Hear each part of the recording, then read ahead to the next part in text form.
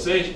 Nós estamos aqui estudando lição de Marcos. Cadê? Vamos voltar aqui para o começo. Se você acompanhou esses dois estudos de Marcos, eu lembrei de um personagem daquele filme, O Auto da Compadecida. Tem dois personagens principais, sim, não tem? Sim. Aí tem um que conta a história pra caramba, o outro pergunta, mas como é que foi? Ele fala assim, como é que é? Só sei que foi assim, né? Eu não sei, só sei que foi assim. Eu não sei, só sei que foi assim. Marcos é igualzinho. Marcos é uma metralhadora de contar história. O cara começa uma história, embarca numa segunda, embarca numa terceira e não conta detalhe não. Quer detalhe, vai procurar, porque eu estou contando aqui do meu jeito, né? E Marcos é assim. Nesses dois capítulos que nós vamos estudar hoje, nós vamos ver 7 histórias diferentes. E pensa que ele termina uma para começar a outra, não, ele vai emendando. Sabe aquela vizinha fofoqueira? E começa, o papai não para de contar. E nós vamos ver aqui que Marcos é meio assim. Ele não entra em detalhe, ele não dá assim, muita explicação, mas ele conta e fala, só sei que foi assim. Eu lembrei bem desse personagem assim, só não sabe, é Chicó, né? É o Chicó. Chicó.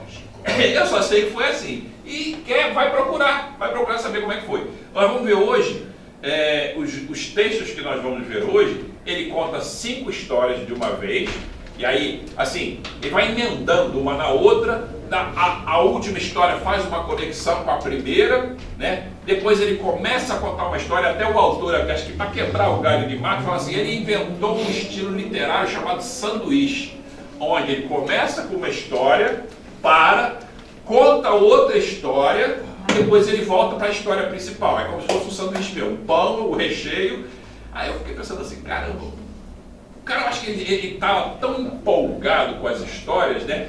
E tão empolgado com o que Jesus fazia, que ele pensou assim, eu preciso falar o máximo possível, né? Eu preciso contar o máximo possível para as pessoas entenderem quem é Jesus. E aí ele fala sobre a divindade de Jesus, ele fala sobre a humanidade de Jesus. E a lição desta semana, o título dela é Controvérsias, que quando Jesus começa, né, a falar alguma coisa, tem sempre alguém que vinha contra, né? E a gente sabe que Jesus ele veio para quebrar paradigmas, ele veio para mostrar às pessoas o real caráter de Deus, que já estava esquecido há muito tempo, né? O que acontece? Os judeus, eles têm muita consideração pela tradição, né?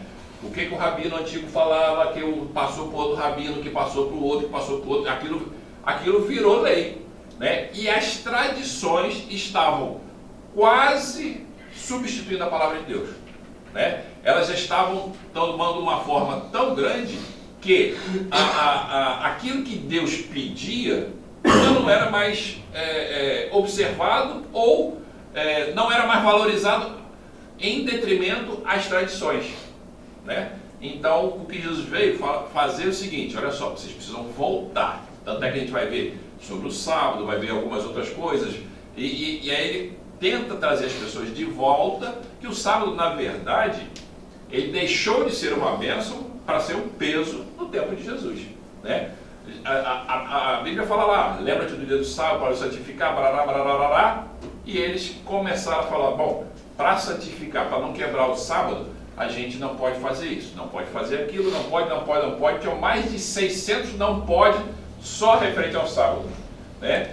Caminhada do sábado, quem é que estabeleceu a caminhada do sábado? Aí são X passos, passou de X passos, já é pecado. Aí já pensou, você vai sair, 1, 2, 3, aí começa a contar quantos passos você está dando e faltam 2 passos e não consegui chegar, né? Vou ficar esperando aqui o pôr do sol agora, porque senão é pecado. Cara, que coisa doida, né? Se você botasse um lenço no bolso, vamos dizer que não tinha um bolso, porque a gente não usava calças, mas se você botasse um lenço no bolso, você estava carregando um peso e aí você estava pecando. Mas se você costurasse o lenço na roupa, já não era. Se você cuspisse, desse o azar de ter uma semente, você estava regando a semente. E aí isso era pecado, né? Então o sábado deixou de ser um deleite para ser um fardo. E às vezes, trazendo para hoje, e eu falo para vocês que eu já passei por isso, A igreja adventista antigamente falava tanto sobre o sábado e falava o que não pode ser feito no sábado. Era a igreja do não pode, não pode, não pode, não pode, não pode. Quem em sã consciência vai entrar para uma igreja dessa? Né? A pessoa que não conhece o que a gente conhece hoje do sábado, que é um benefício, que é um descanso, que é uma hora sagrada, que é, né? Cara, o cara tem que ser muito louco para entrar numa igreja dessa. Por que eu não posso isso, não posso aquilo, não posso aquilo, não posso aquilo outro, né? Então, as coisas estavam tomando esse rumo quando Marcos aqui ele começa então a contar as histórias. E a gente, para não ficar falando muito aqui, a gente vai contar as primeiras 5 histórias. Eu não vou ler todas, porque senão a gente vai perder muito tempo, mas as primeiras 5 histórias estão ali em Marcos 2 e Marcos 3, né? Deixa eu abrir aqui só para a gente estar dentro do contexto. Marcos 2 e Marcos 3. Pronto, vou deixar aqui assim, que a hora que a gente precisar, a gente volta aqui. Depois tem a quinta, a quarta e a quinta história, né? Que é a segunda parte. Mas a gente vai começar aqui sobre Jesus curando um paralítico, né? Jesus então estava em Cafarnaum, né? Que diz que era a casa dele, o lugar onde ele gostava de ficar, e sempre quando Jesus estava num lugar, aquela multidão estava com ele, né? Tinham tantas pessoas ao redor da casa, né, que não se conseguia mais entrar, não se conseguia, as pessoas estavam do lado de fora e Jesus estava ensinando. 4 amigos, sabendo que Jesus havia curado uma série de pessoas quando ele já tinha passado por ali, pensaram assim: vamos levar nosso amigo que é paralítico até Jesus, que Jesus vai curar ele, né? E aí eles vieram, botaram ele numa cama, numa maca, não sei lá o que, né? Arrumaram, improvisaram ali uma maca, vieram 4 amigos carregando, né? Só que quando chegaram, viram aquela multidão na porta e não conseguiu entrar, né? Aquela história de dá licença, não dá licença porque eu também quero ouvir, né? Não dá licença porque eu também quero me curar, eu também preciso ouvir. E aí alguém deve ter tido uma ideia, um dos 4 aí devia ser meio velho, né? Vamos fazer o seguinte, vamos subir pelo telhado, a gente conhece essa história, vamos descobrir o telhado e vamos baixar Jesus lá. Fizeram um elevador, né? E vamos baixar o paralítico na frente de Jesus. Não vai ter como ele não ver, não vai ter como, né? E aí, é interessante que Marcos diz que Jesus viu a fé daqueles 4 homens. O paralítico não falou nada, ele simplesmente ficou quieto, né? Mas ele ficou esperando ali. Como é que a gente consegue ver a fé de alguém, gente? O que é fé? A gente estava falando sobre fé aqui. Fé você materializa? Então como é que Jesus viu a fé deles? Através da atitude deles. Fala, Vera. Porque Jesus via tudo nas pessoas, né? Ele visualizava, não precisava você falar, aqui mesmo tem uns textos aqui que diz que não precisava falar, ele já escutava até o pensamento das pessoas. Mas assim, quando eu falo que eu estou vendo a fé de alguém, isso não é material, correto? Mas como é que eu posso ver a fé? Ou a lição comenta assim, que a mesma coisa a gente pode falar do amor. Eu não consigo ver o amor. Então como é que eu consigo saber? Atitudes, né? Fé e amor, se não forem transformadas em atitudes, em obras, né? Até Paulo fala que a fé sem obras é morta, né? Então, Jesus viu a atitude daqueles 4, né? E Jesus se compadece deles. E aí Jesus fala o que para eles?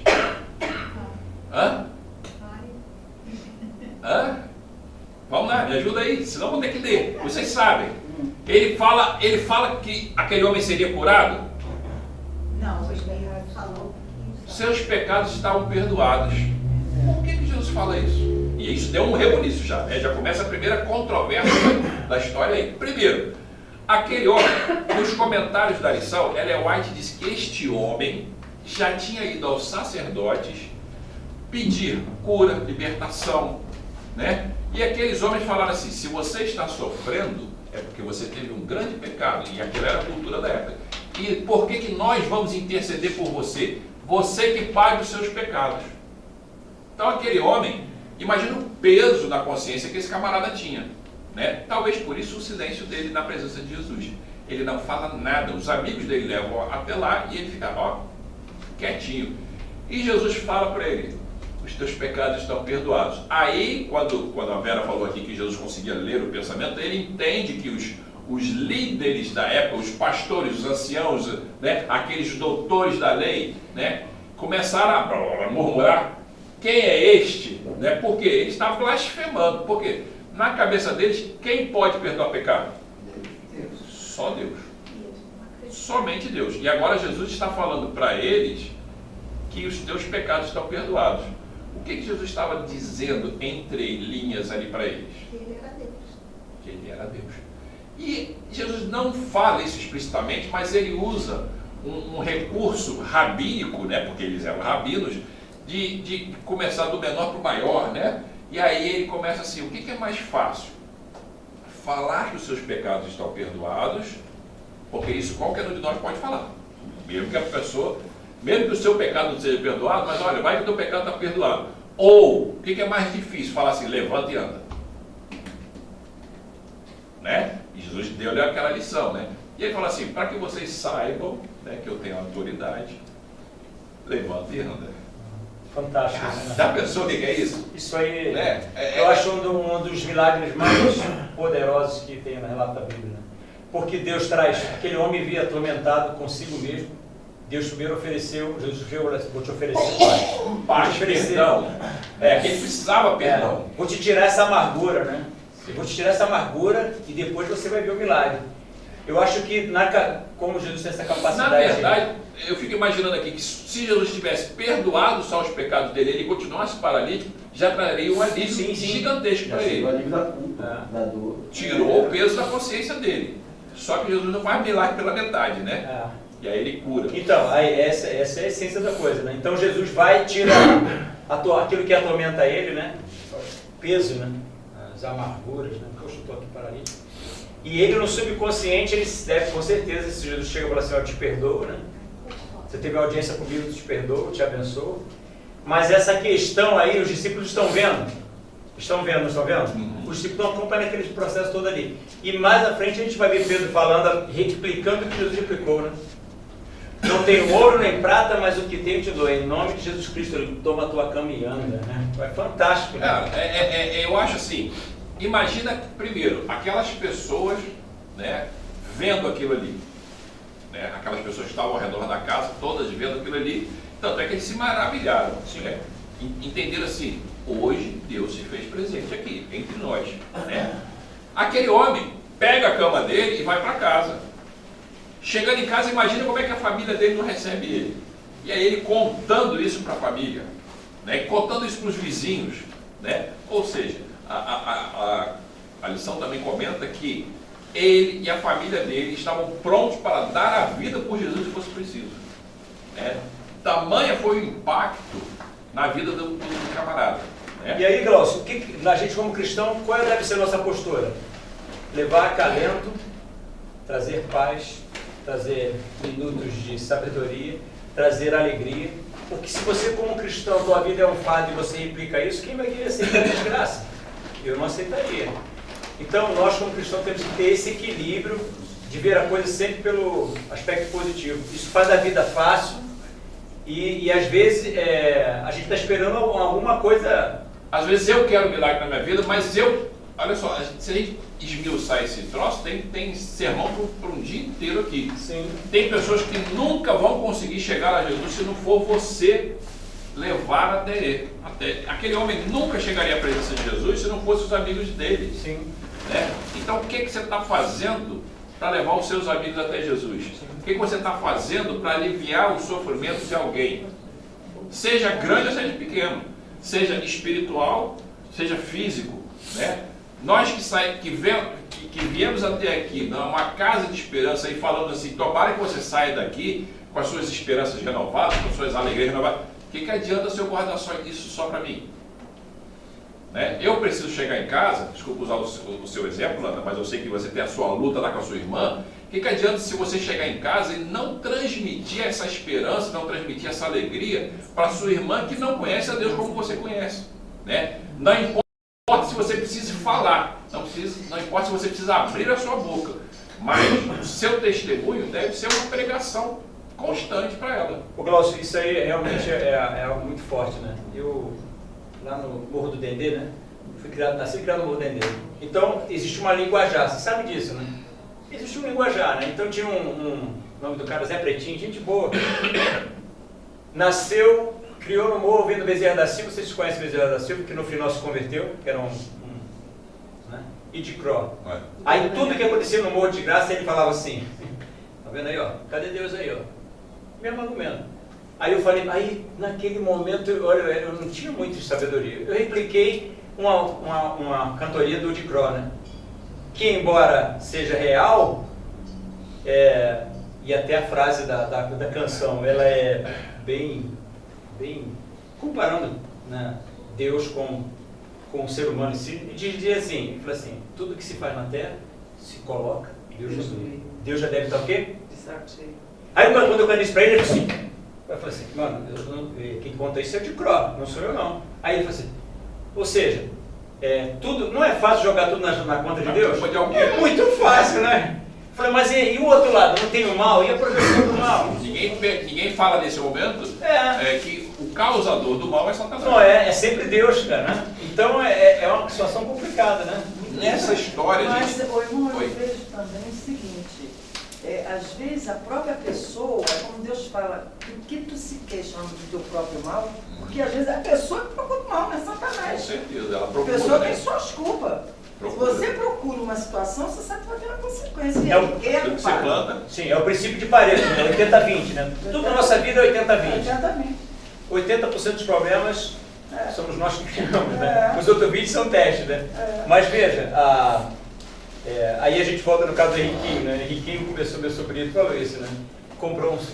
Ganhava R$800, comprou um celular, o sonho dele é ter um iPhone. Ele comprou 10 prestações, 5 mil, 10 prestações de 500. Foi para São Paulo, no terceiro mês roubaram ele, ele ficou pagando mais 7. Ele, poxa, Deus não está cuidando de mim. Eu falei, Deus está cuidando de você sim, só que você tem que ficar esperto, né, cara? Mas o Glaucio, o paralítico, ele teve, esse homem paralítico, ele recebeu esse milagre, né? Ele saiu para contar? Com certeza. com certeza. Com certeza. Ellen White diz que ele chegou em casa, a família ficou maravilhada. E aí eu queria levar essa coisa de que quando acontece na nossa vida, a gente tem que relatar. Tem que relatar. Primeira coisa que acontece Tem é o que seguinte, relaxar, mano. a gente tem que imaginar todos os casos que nós vamos falar aqui, todas as pessoas que chegaram até Jesus saíram transformadas. Amém. Né? Aquela história de você pode vir a Jesus como está, verdade. Você não pode sair da presença dele como você Sim. veio. Você tem que ser transformado.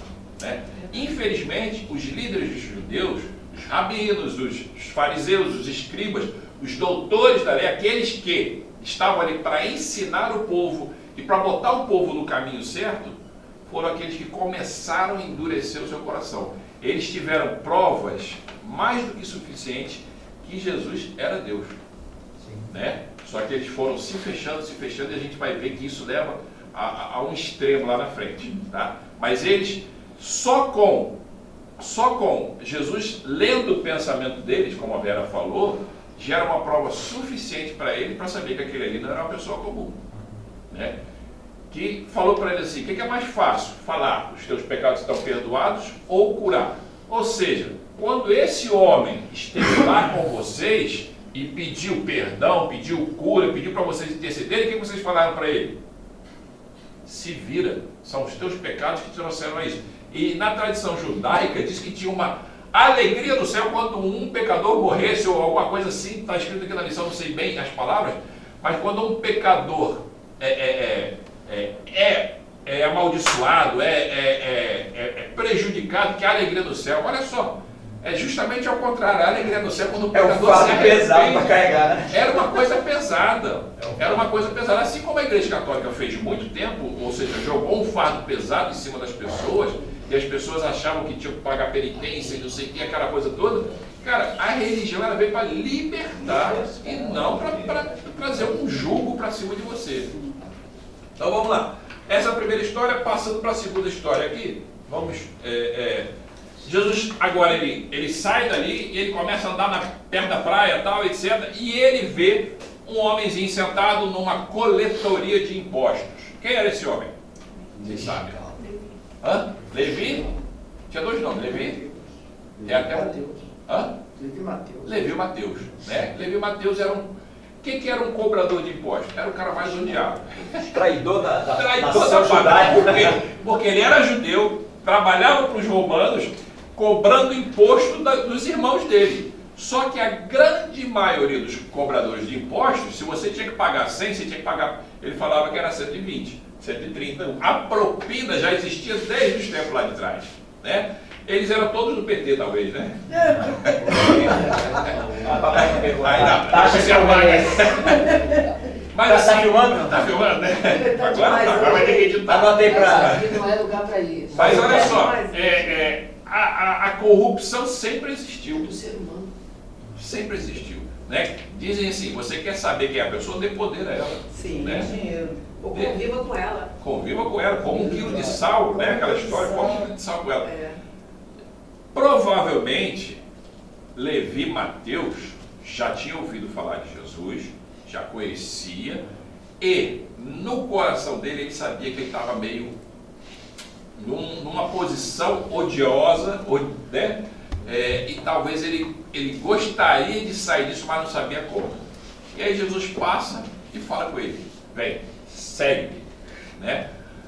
Quando Marcos conta essa história, ele não dá intervalo nenhum, ele fala assim, e daqui a pouco eles estavam no banquete onde Levi e Mateus já estavam falando para Jesus. Ele não conta detalhe não, né? Ele é pá, rapidinho, só sempre foi assim. Né? Objetivo. E aí ele fala que Mateus, para agradecer a Jesus, fez um grande banquete e chamou outros coletores de impostos também, pensando assim, quem sabe esse chamado serve também para eles e eles se arrependam e mudem, etc. Ou seja, quando ele está no meio daquele banquete com os seus discípulos, tal, etc., os fariseus que também viviam atrás, né, que eles estavam sempre querendo pegar Jesus em alguma coisa, e aí ele fala assim, bom, por que você come com pecadores? E para vocês terem uma ideia disso, se um cobrador de impostos entrasse na sua casa, toda a sua casa, tudo estava imundo. Você tinha que fazer um ritual de purificação, né? Então você imagina como é que esse pessoal era querido, né? É um irmão seu, é um judeu também, que se ele for na sua casa, contaminou a sua casa toda, né? Então você está impuro. E era um conceito muito enraizado, né? Era Por complicado. gerações, né? Por gerações, ó. Coletor de traidor da nossa pátria Traidor. judaica. E aí eles falaram, por que Jesus come com pecadores? Qual foi a resposta de Jesus?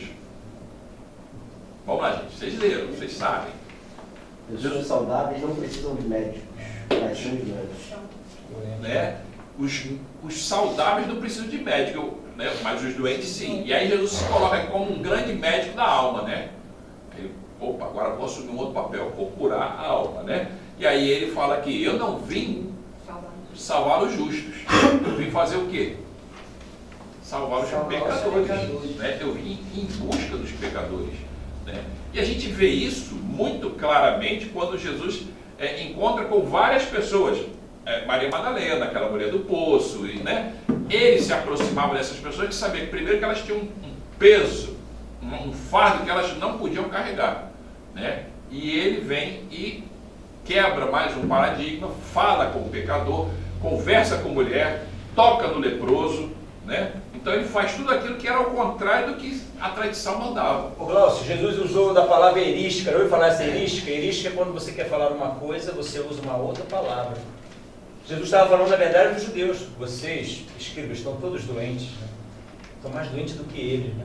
Ele sabe que está doente. Ele sabe que eles estão, mas vocês estão doentes. Vocês se julgam saudáveis, mas vocês estão todos doentes, né? Espiritualmente falando. Sim. Pior cego é aquele que não quer ver, né? Não tem essa história? Pior cego é aquele que não quer ver. Quando eu me julgo muito santo, eu não tenho espaço para que o Espírito Santo trabalhe em mim. Esse é o grande problema. Quando esse copo aqui está muito cheio, eu não consigo derramar mais nada dentro dele, né? E o copo ele pode estar de boca para cima ou de boca para baixo. Quando as bênçãos vêm, quando a chuva vem, ela pode cair dentro dele ou pode simplesmente cair ao redor dele. E às vezes a gente fala assim, poxa, tem um irmão que é o para-raio de bênção da igreja. Parece que tudo de bom acontece com ele. E na minha vida não acontece nada de bom. Cara, você está com a boca virada para cima ou a boca virada para baixo? É por isso que Cristo falou do odre, né? É. Vinho bom em odre, Isso. bom. Porque se colocar no ruim, aí essa Vinagre. questão do odre vem em relação às verdades. Vocês sabem o que é o odre? Era uma bolsinha de couro, vamos dizer assim, né, feita de couro de animal, onde se colocava o vinho, né? E ele falou assim, você não pode pegar um vinho novo, né, e botar num odre velho. Por quê? Porque você vai perder o vinho e vai perder o odre, vai rachar, vai estourar, sei lá. Né? Não sei qual era a química ali, mas... Vai Ele vinagrar, ressecava né? quando ficava velho. Vinagra o Quando ele vinho. ficava velho, ele resseca. E aí- Ele fica quebradiço. Isso mostra, olha só, Jesus nesse momento está dando uma lição para aqueles líderes judeus também. Não que ele tivesse uma mensagem nova, a mensagem é a mesma desde lá do começo, mas talvez precise ser repaginada porque houve tanta tradição que a mensagem foi esquecida.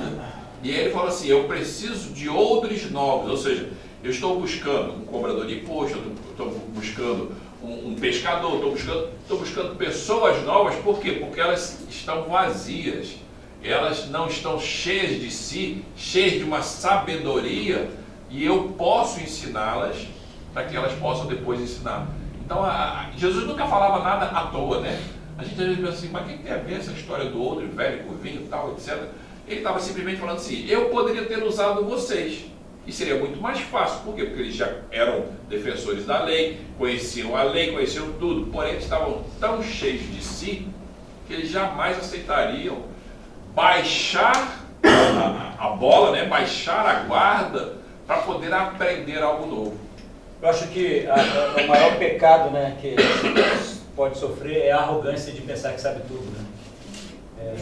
Um pastor, ele estuda 4 anos de teologia e aí fica mais um ano e pouco estudando, e aí ele não pode nunca ter a prepotência de que ele sabe tudo da Bíblia. Porque quanto mais você estuda, mais Deus vai te dar um insight, uma luzinha em determinado texto, uma palavra, e tu começa a analisar. O estudo da Bíblia deve ser feito assim, né?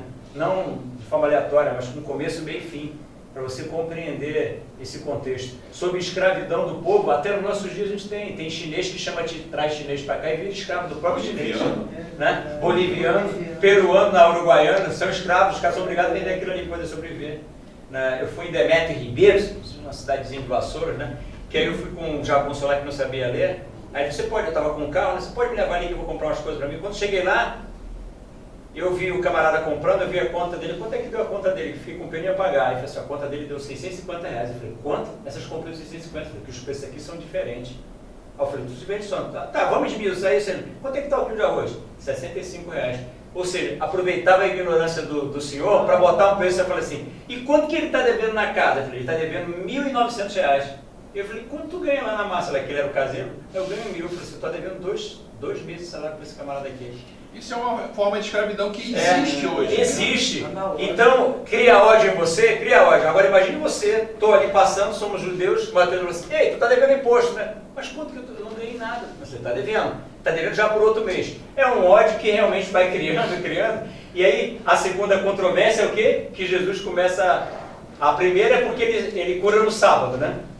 E diz, os pecados são perdoados. E essa segunda controvérsia é que ele come com os gentios, né? Come com os gentios. E aí os fariseus perguntam para ele assim, olha só, vocês estão num banquete, os discípulos de João Batista, né, e os fariseus, nós estamos jejuando, e os teus discípulos não jejuam. E aí Jesus dá outra lapada dele, né? Falando, olha só, você é convidado do noivo para um casamento, e você vai chegar no casamento e vai falar que está de jejum, é uma grande desfeita, é ou não é? É uma grande desfeita. E ele sabia o que Jesus estava falando. E ele estava se comparando aqui ao noivo. Aí ele falou assim, porém, vai chegar o dia que o noivo não vai estar mais com eles. E aí sim eles vão precisar de jejum. Né? Jesus tinha sempre uma resposta super inteligente para dar. Sim, né? Fantástico, fantástico. E uma lição de moral por trás. Né? E Jesus mesmo depois fala, né? Vocês ficam fazendo jejum para andar com cara triste, andar igual varas curvadas, botar um saco de pano no chão, sentar para dizer que faz cara de triste. eu estou jejuando, isso aí não adianta nada, né? E aí Jesus fala, o verdadeiro jejum é que vocês visitem os órfãos, que vocês tirem o jugo dos mais pobres, que vocês visitem as viúvas, que vocês visitem os encarcerados. Esse é o verdadeiro jejum. É isso que Deus espera de vocês. Que vocês parem de apontar o dedo para os outros. Ou seja, aqueles homens sabiam tudo que tinha que ser feito. A teoria, só que não faziam na prática. Por isso que quando Jesus falava, ele fala assim, ele fala com autoridade, né? É totalmente diferente do falar da boca para fora do que viver o que está acontecendo, né? E Jesus vivia o que estava acontecendo. Há um lado importante em todas as histórias que une como ponto comum, o questionamento nunca parte dos gentios, é sempre dos religiosos, é sempre daqueles que alteram a Torá, alteram a Bíblia da época, alteram o conhecimento de que viria a ser o Messias, ainda assim eles questionam. Ainda assim eles estão ali, tipo, como questionamento. E aí todos os gentios que se aproximam dos evangelhos, se aproximam de Jesus, se aproximam porque ouvem falar de Jesus, ouvem aquilo que ele pode fazer e falam assim, olha, eu não tenho mais esperança, eu vim aqui porque eu sei que o Senhor pode resolver. Enquanto isso, todos os religiosos vão questionando cada passo de Jesus, cada situação, e Jesus precisa lidar com os religiosos mais do que precisa lidar com os gentios. Imagina a paciência que Jesus não tinha que ter com esses caras, porque eles eram conhecedores da lei, eles sabiam tudo que tinham que saber, né? Eles viam, mas não queriam aceitar, até porque... O próprio Jesus falou, façam o que eles ensinam, mas não façam o que eles fazem. Então Jesus reconheceu muitas coisas certas que eles pregavam e ensinavam, mas não tinham um evangelismo prático, vida em si mesmo. E hoje isso não acontece? Hoje acontece? Acontece no nosso dia. Não desmereciam o ensinamento, né? Mas atitude ou comportamento. Isso não pode ser o que a gente passa hoje? Sim. Faça o que eu falo, mas não faça o que eu faço. Faço. Né? Às vezes... Você pode ensinar, mas pode não ter vida e obras, né? Testemunho, né? Às vezes a minha vida acaba Compromisso. com minha pregação. Né? Joga por terra. Isso aí. Eu afundo o evangelho por causa dos meus exemplos. Por isso que a maior necessidade do mundo é ver Cristo em nós, né? Traduzindo em atos, ações, e daí a necessidade na nossa vida do poder do Espírito Santo de Deus. A Mas eu oração. preciso me permitir. Se eu Não sou é? um copo Verdade. cheio, se eu estou cheio de mim mesmo, uma vez eu fui fazer um curso, né? Um curso de vendas que eu fiz, 300 mil cursos de vendas. O cara falou assim, gente, o que eu vou falar aqui, vocês já ouviram em todos os lugares, todos os cursos de vendas vocês já viram. Só que eu vou pedir para vocês o seguinte, você já viu um pugilista? O pugilista, ele tem que ficar com a guarda que ele chama, né? Que é os braços assim, guarda alta, já viu? Que eu vou proteger a minha cara, que é o que mais o cara quer socar, porque quando ele soca a minha cabeça eu caio, né? Então o que ele faz? Ele protege, né? Ele protege aqui a cara, sempre guarda alta. Ele falou assim, primeira coisa que eu peço a vocês, abaixem a guarda, porque se vocês não abaixarem a guarda, vocês não vão aproveitar aquilo que eu vou te ensinar. Muita coisa que eu vou falar aqui vocês já ouviram, porém eu vou te falar de uma outra visão, de uma outra forma de vocês aplicarem isso na vida de vocês. E o que Jesus estava falando para os líderes judeus, gente, baixa a guarda, senão vocês não vão aprender. Baixa a guarda porque o que vocês têm é uma religião de regras, né? É uma religião de Formal, fachada, formalismo. um formalismo, e aí vira legalismo. Formalismo. Né? E nós hoje corremos o risco de sermos Isso é a legalistas, tendência natural do ser humano, né? porque o que é mais fácil? Eu corrigir os meus erros ou apontar os erros do Fábio? É muito mais fácil eu apontar os erros dos outros. E quase sempre Porque quando a eu gente tiro o aponta os foco erros, de- fala mais sobre nós do que Sim, da porque própria eu tiro pessoa, meu né? foco, eu tiro meu foco e jogo meu foco. E normalmente o que o Fábio está falando é o seguinte, o que eu acuso ele é o que eu faço. Sim. Né? Por isso que eu sei tanto, né? E aí eu aplico na vida dos outros, né? E Jesus estava falando para eles, cara, eu não consigo usar vocês, né? Odres velhos, se vocês estão cheios, se vocês não se esvaziam. Existe uma salvação para vocês, porém vocês não querem, vocês não aceitam. E aí a mensagem soava muito boa de se ouvir naqueles que... Receptivo. Muito receptivo naqueles que eram sofredores, que esses aqui Outros novos. sufocavam, né? Esses aqui. E por que eles também não queriam entender Jesus como um Messias? Por quê? Porque senão o status deles ia lá pro chão, acabava. O que vocês acham que passou no coração deles quando Jesus curou aquele paralítico que eles já tinham ido lá no templo? Sim. A pessoa, tomara que ele não cure. Tomara que ele não cure, porque se curar a gente está ferrado. Né? Como é que vai ficar a minha moral? A gente falou com ele que ele está assim porque ele merece, porque ele tem que pagar os pecados dele. Agora vem Jesus e fala que está perdoado seus pecados, ainda fala para ele levantar e andar. Ô Glaucio, hoje, ali na Guariúba, ali, a gente conseguiu terminar a casa da minha mãe lá, tem coisa para ficar no casa velha, antiga, mas enfim. Aí ontem a minha sobrinha, olha como a gente fala, as pessoas escutam a gente. A minha mãe falou assim: Fábio, amanhã, quando for, eu já tinha falado o que eu faço e o que eu não faço no sábado. E a minha sobrinha ouviu e ficou quietinha. Isso já tem 1 mês e meio. Aí ontem estava sentado minha mãe, tá aí, eu falei assim: Fábio, eu falei, filha, amanhã, quando for umas 9h40, eu vou te ligar para você tentar pegar um remédio para mim na homeopatia. Aí a menina, quando eu ia falar com essa falou assim: vó, você não sabe de algumas coisas? O tio Fábio, no sábado, ele vai desligar o celular, porque ele vai para a casa de Deus, e ele não vai atender ninguém. E ele já falou que se morrer, não tem muito o que fazer. Se estiver passando mal, vai levar para o hospital. Ele também não tem muito o que fazer, né? Por que eu estou falando isso? Aí ela comentou uma coisa que eu falei, rindo, brincando. Eu estou conectado com Deus, estou desconectado com o mundo. Mas por que eu estou falando isso? Falando porque a nossa experiência, as nossas atitudes, elas vão refletir de uma forma negativa ou positiva. Isso aí é fato. Não tem por onde correr. Então, Jesus, quando chega para os judeus e fala, realmente, fala assim: olha, vocês para mim são verdadeiros hipócritas, né? E ele vai afirmar isso lá na frente, a gente vai estudar, né, do túmulo caiado, né? Vocês são lindos por fora, mas aqui por dentro está tudo podre, só tem podridão, só tem intencional, só tem coisas ruins, né? E essa capacidade que Jesus chama pra gente, chama-se o equilíbrio do cristianismo, né? Se não tiver o equilíbrio, ou você vai puxar para a libertinagem total, ou para o radicalismo total. Estava falando isso hoje com o Alexandre, né?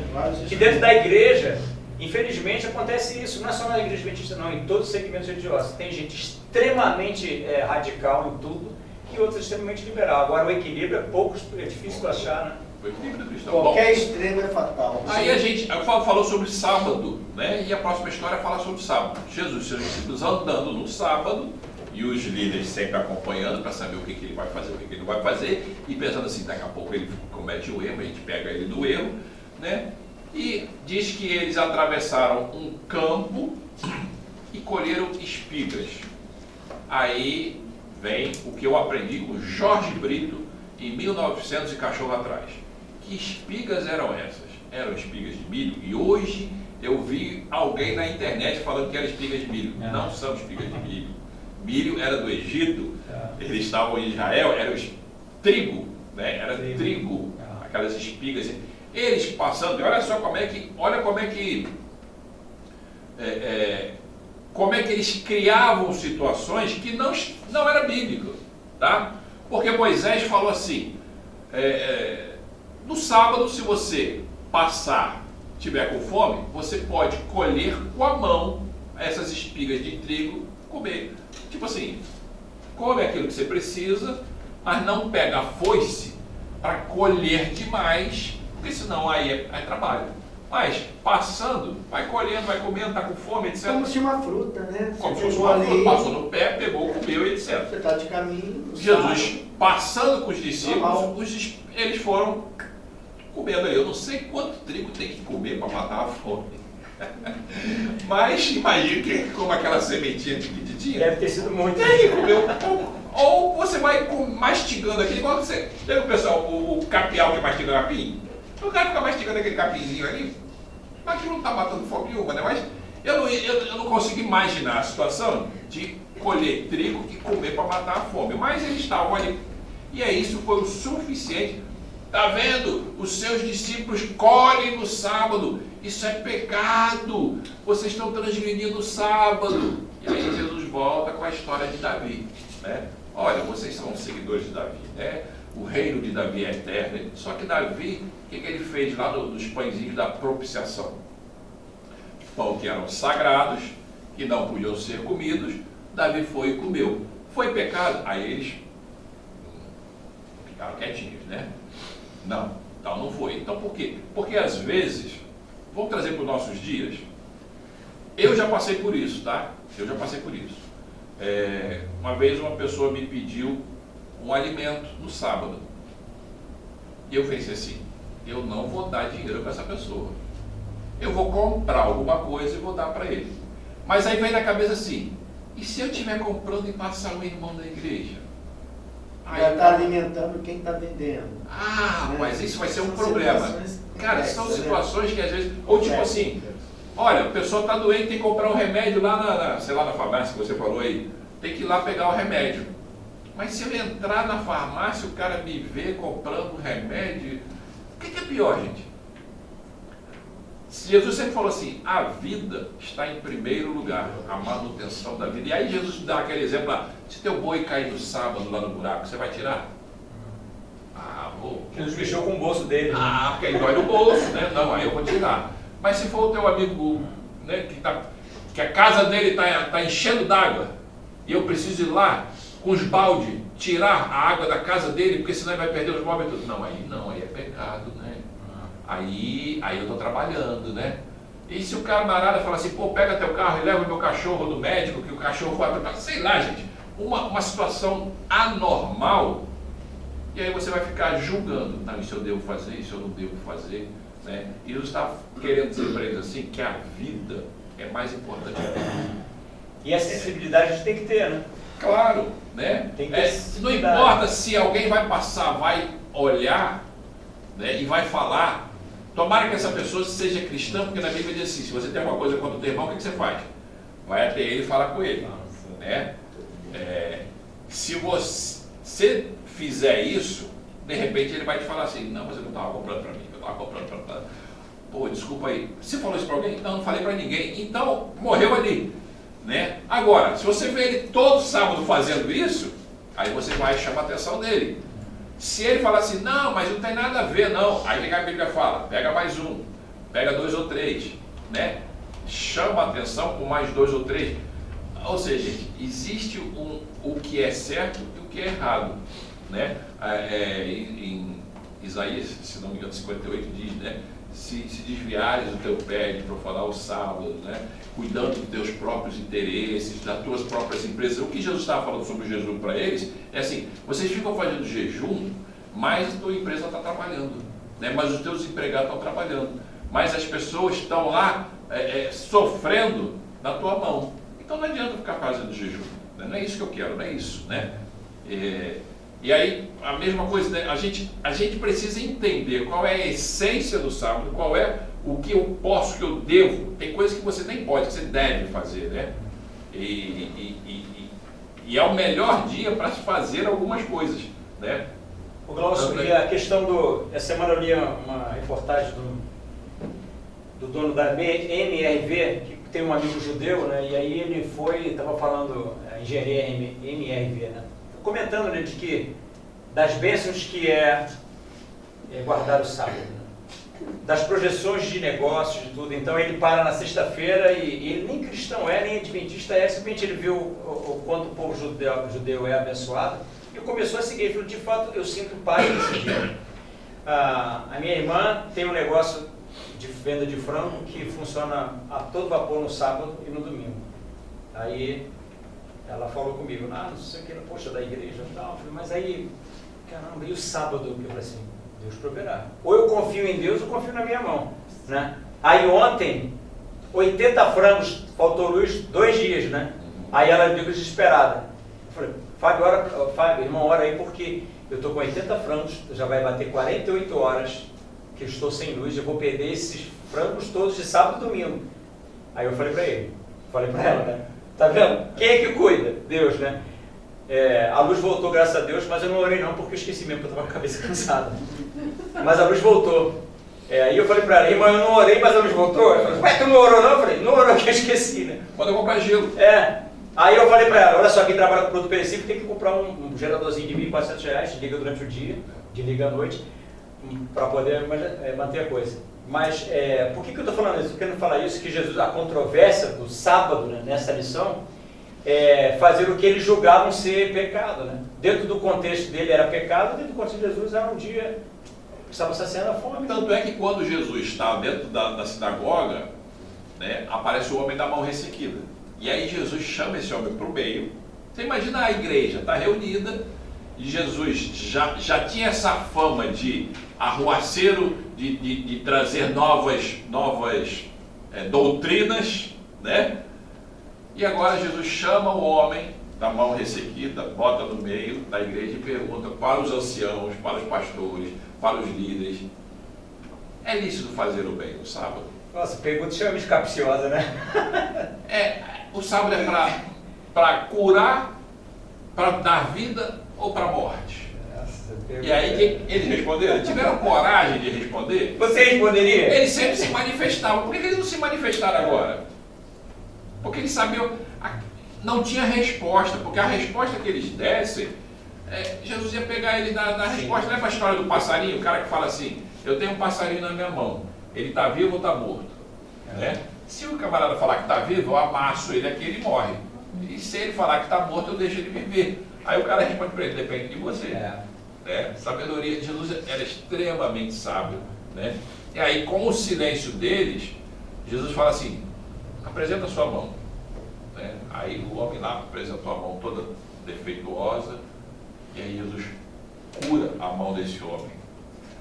É fantástico a lição de moral que Jesus dá para aqueles homens, né? É lícito fazer o bem. Porém, aqueles homens, mais uma vez, e olha só como é que é a cabeça dos caras. É pecado curar no sábado, mas eles saíram da igreja, buscaram os herodianos, que eram outros líderes, eram outros judeus, que eram grandes traidores também do povo dele, porque eles acreditavam que Herodes poderia trazer paz para eles, e até falavam assim, não é justo pagar imposto para Herodes, né? Totalmente ao contrário do que os outros, né? Herodes pode ser nosso protetor. Então eles foram buscar os herodianos para combinar com eles a morte de Jesus. Ou seja, estão acusando Jesus de quebrar o quarto mandamento, mas estão tramando a morte de Jesus, que é outro mandamento, não matarás, dentro da igreja. Olha só como é que os extremos e como é que o coração da pessoa ela pode começar a se fechar cada vez mais e não entender mais que ela está passando do limite, né? Eu sempre falo isso, Glaucio, aqui em Isaías 61, esse povo viu o milagre de Isaías 61, que diz aqui, ó, o Espírito do Senhor Deus está sobre mim, porque o Senhor me ungiu para pregar boas novas aos quebrantados, enviou-me para curar os quebrantados de coração, proclamar a libertação aos cativos e por liberdade aos algemados.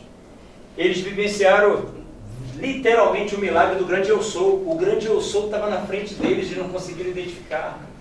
E aí, eu trago isso para os nossos dias, né? Às vezes os milagres estão acontecendo e a gente também não consegue visualizar que aquilo é um milagre, aquilo é uma bênção. Ter essa capacidade de avaliação faz toda a diferença. Eu só acredito em milagre se ele for extraordinário. Sim. Um milagre pequenininho, milagre de saber que tem que desligar uma chave que você nunca viu. Pisar na água sem tomar um choque. Pisar na água sem tomar um choque.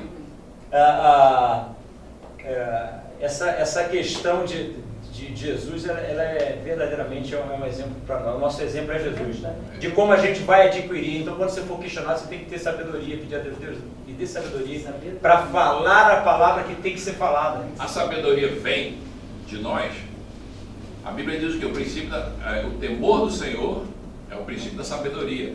Se a gente não vier aqui, gente, não tem jeito. E Jesus, que era Jesus, estava constantemente em união com o Pai, orava, buscava, estava sendo ali, sendo alimentado pelo Espírito Santo.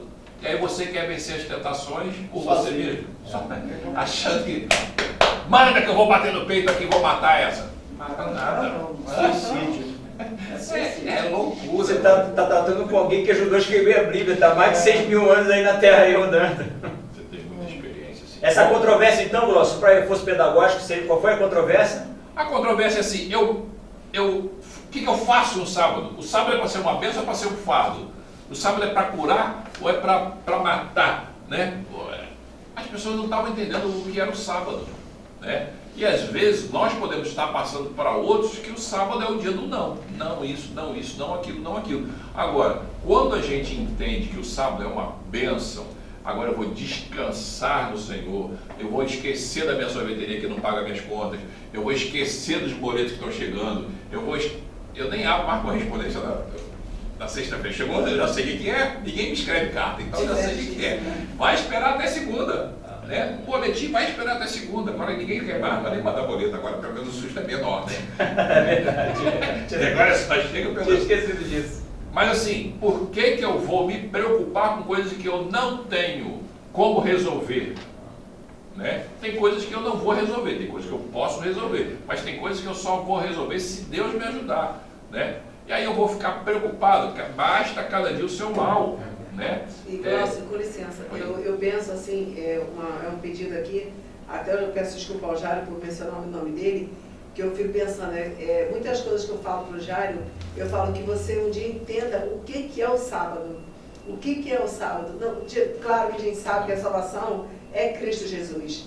Jesus não vai vir buscar sabatinos, ele vai vir buscar o povo dele, mas assim que ele sabe diferenciar. Até hoje, sexta-feira, até um horário eu falo com você do que eu preciso. Sábado, esse assunto não me pertence, porque é um dia que Deus reservou para ele. E Jesus, quando ele fez isso, eu entendo que Jesus, ele poderia ter falado, olha, não vou fazer nada, não quero ser crucificado por causa desse povo, não vou guardar mandamento, porque eu já tenho minha glória, porque meu pai é rei, e está tudo certo. Ele poderia ou não, gente?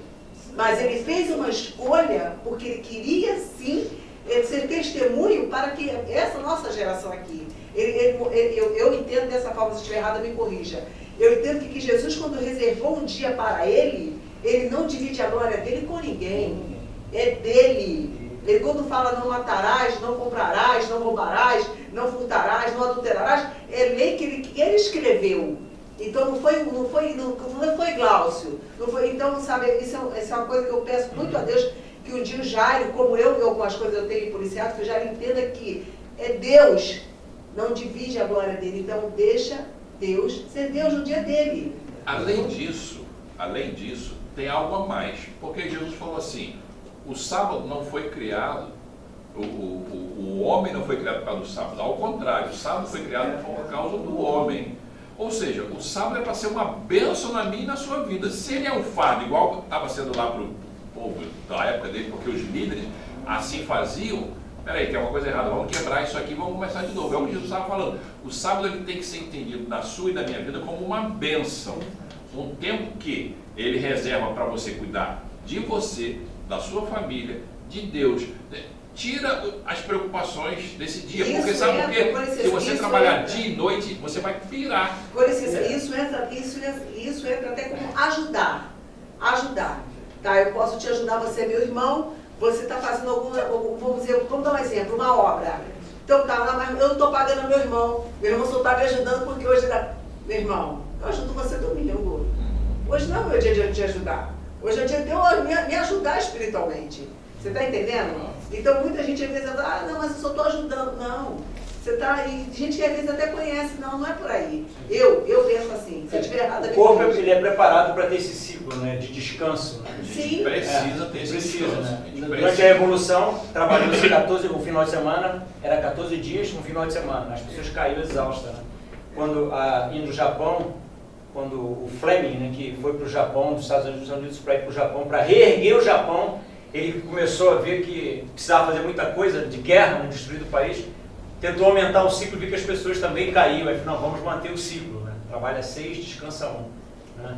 Mas essa é a essência, né? E Jesus, quando ele chega, mais uma vez, ele chega para aquele povo assim, vai acontecer um milagre na frente de vocês aqui, né? Coisas que vocês não conseguem fazer, eu vou fazer, né? Porque os judeus, os escribas tinham muita teoria, mas quase não saía esse milagre. Né? Então eles viram um milagre dentro Na verdade, do eu contexto acho ali, que né? eles viram a manifestação da glória de Deus que já estava esquecida há muito tempo. Sim. Né? O que Jesus veio fazer é falar assim, olha só, Deus ainda é o mesmo do passado. Ele pode fazer. O que vocês precisam é quebrar essa casca. O que vocês precisam é permitir que Deus haja na minha e na sua vida. Sim. Né? Enquanto vocês criarem barreiras, vai ficar difícil. Tá, vamos aqui porque a hora não para, aquele reloginho está assim, Faltam- Não, já passou, não falta Não, nada. 11h05. 11h05, vamos lá rapidinho aqui para a história sanduíche. Tchau, vamos levantar que tem lanche. Vamos para a história sanduíche, que a gente, depois de sanduíche, a gente vai lá na nossa sanduíche lá. Pessoal, a história sanduíche é o seguinte, ela começa com uma história, do nada ela passa para o recheio, outra história, e depois ela volta para finalizar essa história. A história começa com a família de Jesus. E imagina o seguinte, Jesus não era bem quisto pelos fariseus, não era bem quisto pelos rabinos, não era bem quisto. Isso estava causando um certo problema com a família de Jesus. E Jesus emendava um dia com o outro, uma hora com outra, que ele não tinha tempo nem para comer.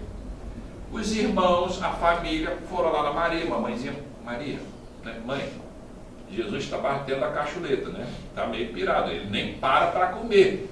Né? Eles não estavam preocupados só com a saúde de Jesus, eles estavam preocupados com o que estava acontecendo na vida deles por causa de Jesus. Olha só, vocês que são irmãos de Jesus, né? Rapaz, Jesus só arruma encrenca lá na igreja, né? Cara, o ancião está doido para pegar Jesus, né? E aí começa a trazer para a família de Jesus um problema por eles serem parentes de Jesus, por Jesus estar batendo de encontro com tudo aquilo que os fariseus ensinavam, que os rabinos ensinavam, e está trazendo problema. Então, olha só, se a gente olhar essa história, a gente pensa assim, será que os irmãos de Jesus estavam preocupados realmente com Jesus? Ou, como nós temos um inimigo que é muito astuto, eu vou usar a família deles para encerrar o ministério de Jesus, ou para dar uma refreada nisso aí. E isso é coisa minha, tá? Eu estou falando. O inimigo pode ter usado a família de Jesus e os irmãos influenciaram Maria para ir lá falar com Jesus, para que Jesus parasse um pouquinho. Olha só, para um pouquinho, né? Parou essa história. Aí vem para uma história que os fariseus agora começam a acusar Jesus de ter expulsado um demônio, porque ele usava o próprio demônio para expulsar demônio. Aí, de onde vem essa história, gente? Aí agora eu vou ler para vocês, só para vocês se contextualizarem, porque Mateus fala sobre isso, né? Mateus fala aqui, ó. Está lá em Mateus 12, verso 22. Então lhe trouxeram um endemoniado, cego e mudo, e ele o curou. Eu não vou ler todo o texto, mas só para vocês entenderem de onde caiu esse endemoniado aqui. O cara era endemoniado, cego e mudo. Jesus cura. O cara fica vendo, fala e fica tranquilo. E aquilo ali foi um choque para os líderes judeus. Como é que pode um camarada que era endemoniado, que era cego e que era mudo, agora o cara enxerga, vê e está tranquilo? É muito. Isso é muito. Aí ele fala assim, ele usa o espírito de Beelzebul, que era o chefe dos diabos, o chefe dos demônios, para expulsar o próprio diabo. Aí Jesus volta e fala para ele assim, peraí, vocês estão dizendo que Satanás está lutando contra Satanás? Que o espírito do mal luta contra próprio então ele está se enfraquecendo. Pode um reino lutar contra o próprio reino?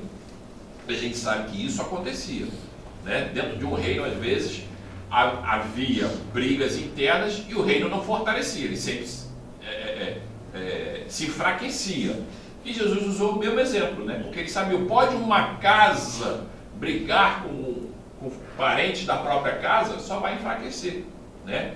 Vocês estão dizendo que eu estou expulsando o demônio porque eu sou do inimigo?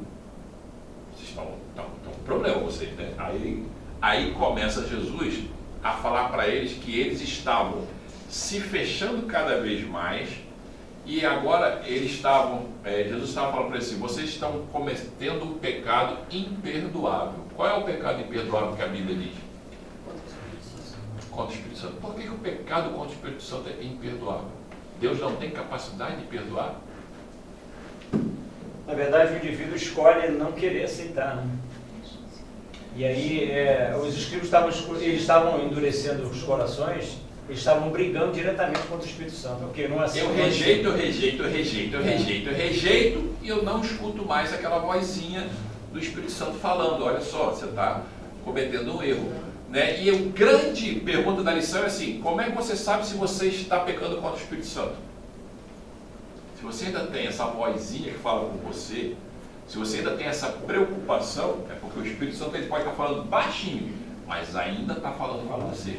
O grande problema ali dos líderes judeus é que eles foram cada vez se fechando mais, e já não permitiam que o Espírito Santo lhes falasse mais. Eles não reconheciam, né? Porque eles atribuíam a Satanás o que o Espírito Santo estava fazendo ali. Sim. Exatamente, olha só. E aí estão fechando a porta, eu estar fechando a porta da graça. Eu estar botando uma barreira, né? Onde Deus já não vai me alcançar, não porque Ele não possa me alcançar, mas é porque eu não quero que Ele me alcance. Bem-vindo ao livre-arbítrio, né? Livre-arbítrio é isso, né? Se você aceita ou não, é um direito seu. E Deus é cavaleiro. Ao contrário do inimigo que bate na porta, arrebenta e entra, o exemplo de Jesus, eis estou à porta e bate. Se alguém ouvir e abrir, eu entro. Não podemos, então, fechar, Glaucio, no sentido de que o objetivo de Marcos é realçar a divindade, o amor e o poder do Cristo que nós temos como Senhor e Salvador. Aquele que conhece os nossos corações, nos conhece melhor do que nós mesmos, as nossas necessidades, que é o nosso Senhor, Salvador, advogado, substituto, Amém. que media por nós. Sim. Então a gente pode ter essa certeza de que nele somos mais que vencedores, somos curados, somos restaurados, somos filhos, somos salvos, somos eleitos, somos um perfume de Jesus, porque Cristo, com esse poder que Marco realça, ele hoje, pelo Espírito Santo, está conosco, intercede por nós perante o Pai e nos faz filhos do Pai que ele tem. Amém? O que precisava ser feito, foi feito. Eu só preciso aceitar. Gente, vamos fechar o sanduíche aqui só para a gente terminar. Sim. Volta a história dos familiares de Jesus. Jesus, em algum momento, estava... porque volta para a história aqui, que eles foram até lá e falaram assim, olha, aquela multidão na casa de novo, vai lá e fala para Jesus que a família dele está aqui, para ele vir aqui falar com ele. E aí Jesus fala para ele assim, minha família está aqui, esses aqui são os meus irmãos, minha mãe, meus pais estão aqui. Por quê? Porque esses aqui é o que fazem a vontade de Deus. Jesus estava menosprezando a família dele? Não, ele estava valorizando aqueles que estavam ali, né? Tanto é que na cruz, Jesus fala para o discípulo, olha, está aí tua mãe, cuida dela. Então, em momento nenhum, Jesus estava menosprezando, só que ele falou assim, eu tenho uma missão a ser cumprida e nada vai me impedir dessa missão. Nada vai me tirar do caminho. Isso é uma missão para a gente?